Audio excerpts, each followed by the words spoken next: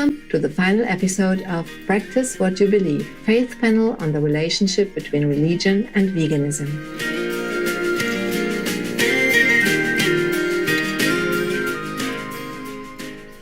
Warning: you might find the content herein disturbing, but the truth must be revealed. On October 27, 2019, a discussion titled Faith Panel on the Relationship Between Religion and Veganism, which took place in London, England, explored the interrelations between spiritual beliefs and cruelty-free plant-based living. It was organized as part of London's VegFest UK, one of the biggest annual vegan festivals in Great Britain, dedicated to celebrating, expanding, and relishing with gusto the life-affirming vegan trend. Among the panelists were scholars and activists from diverse religious backgrounds. Lara Balsam, director of the Jewish Vegetarian Society, Mara White, Muslim animal rights activist, Krishna Gandhi, Hindu animal rights activist, Dr. David Clough, Methodist preacher and professor of theological ethics at the University of Chester, Reverend Janie Hiller, ordained minister and pioneer activist in the Anglican Diocese of Bristol, along with panel chair Trey Kelly, an anthropologist and PhD student at Manchester University. Each of the individuals in this respectable group of advocates reached the conclusion that being vegan is an essential aspect of following their respective holy scriptures.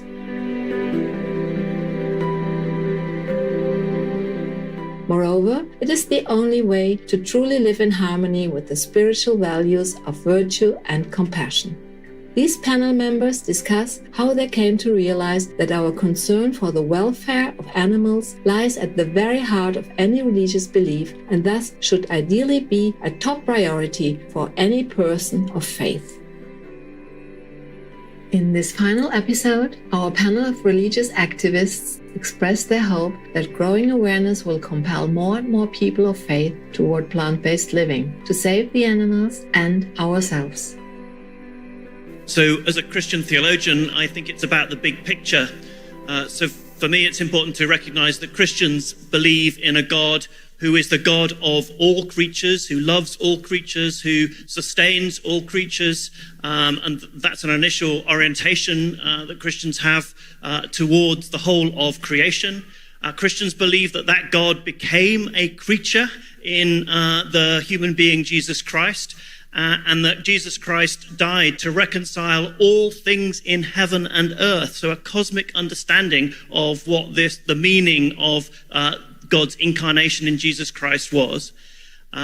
And Christians also recognize that they look forward to a time when the creation that's currently groaning in the suffering of human beings and other creatures is going to be liberated from its bondage, and look forward to a time when God will be gathering up all creatures in a new creation. And there's visions in the book of Revelation at the end of the New Testament where all creatures are circled round Jesus as a lamb, worshiping God in this new creation. As a Christian today, reading the texts in the context of mass industrialized animal agriculture today seem to me to be obviously pointing to the radical inconsistency between our modern practices in relation to animals and the faith that Christians share. And so that's what motivates my Christian veganism. The idea that to witness to the God who is the God of all creatures and cares for them means that we need to resist and reject the way that God's creatures are maltreated in the world that we see today. I think I became sensitized to animal justice issues during my teenage years, and then as soon as I had the opportunity clearly to be making a choice about what I was eating when I was 18, I became vegetarian and then moved towards veganism subsequently. I think looking back, I actually do think that my Christian formation did have quite a strong part of what led me to feel like it was an obvious thing. And I was really especially interested to discover that Methodism was founded by a man called John Wesley in the 18th century, and he was someone who had a particular concern for cruelty towards animals, and that was characteristic of other Christians and especially Methodists in the time after his death. And so retrospectively, I think the spiritual formation I received is potentially a really important part of what led me to the path that I'm on. The difference being, when we try and compare it to history and slavery and all the other kind of oppressions, is that we are empathizing with animals. So we're identifying and connecting with animals. So the animals are not standing up for themselves, but we're standing up for the animals. Not every human being has a connection, even within themselves, nor do they have a connection with other human beings. So it's difficult to make a connection with an animal. And I think when they realize that what they do, what they think, how they act, has a domino effect that comes with some self-esteem. And I think generally where faith comes in is that it brings about a self-esteem. You start to feel that your actions are responsible, they matter. You have to be responsible for your actions. So it's about really kind of getting down to that connection, I think. And if we got that right, I think the rest would it should, like math, just follow on. I know that our prophet's diet was mainly plant-based. His main food sources were dates and barley. So I think more than 90% of his diet was plant-based. So a lot of Muslims disregard that fact. And it's more of a cultural thing that they eat so much meat. So I think if they looked into religion deeply when it comes to food, then they would realise that meat is not a big part of religion. It's actually the opposite.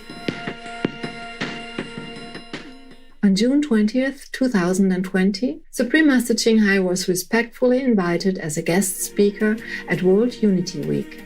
This was a peace-building event held online that brought together indigenous people from around the world, as well as internationally renowned representatives from diverse faiths and cultures. Supreme Master Ching Hai graciously recorded a special video message for the participants, in which she spoke of this as a crucial time in which we should not only pray to unite all beings on earth, but also act and go vegan now to ensure a brighter future for humans and animals alike. It's good that we have this opportunity to express our unity spirit and gratefulness to heaven and earth, for our world really need earnest prayers and sincere effort to unite all beings on the planet. Because we are all nourished from earth and blessed by heavens. We are brothers and sisters, including all non-human beings on earth. However, just prayers and talk is not good enough. We have to act. We have to change our way of life to more benevolent, compassionate, loving and kind toward each other, regardless of race, species, and nationalities. This is a time for us to be quietly contemplating our true nature within, to ask ourselves why misfortune happened, and open our hearts to listen to divine guidance. The divine guidance told me that as we sow, so shall we reap. So let's start now, from now, to sow all benevolent deeds that we can, so that we will get benevolent outcome in return for our future. The past we cannot change, but we could change our future. Depends on our present action. Our future will be doomed or bright. I think you all know what I'm talking about, since you are all spiritual people and have deep-rooted spiritual knowledge passed down to you since ages and ages. The wisdom of old has never been lost in the community of the indigenous people.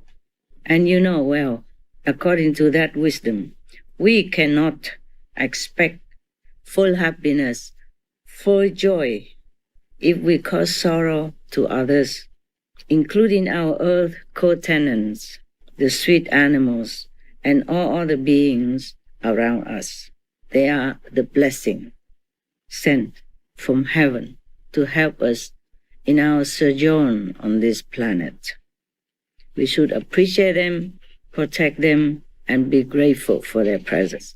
So my simple message is be vegan, make peace. Thank you all for doing your part to save our world.